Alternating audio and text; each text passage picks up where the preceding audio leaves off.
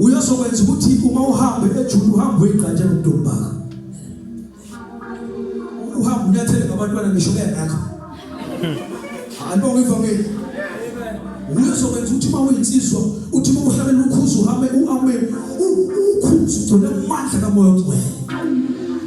okulungisa indaba phakathi kwakho noNkulunkulu ngoJesu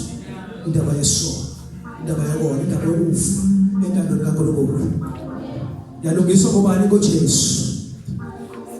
anibonga ivangeli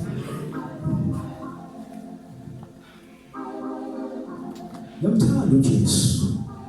kunomhlabelelo ngakade ngothanda ngiphendukile othi ngiyamthanda uJesu wakhulula umoya wami uthi umpostoli Paul bekhuluma kwabaseRoma uthi ngamandla kamoya ongcwele ahlala ngaphakathi kwenu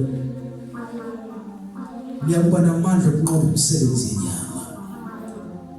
alibonge ivangeli sesi-introduce ukubani manje umoya ongcwele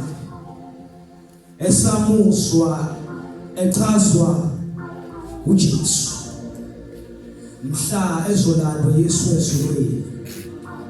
usethi kubafundi bakhe mina kumele kuba ngihambe alibonge ivangeli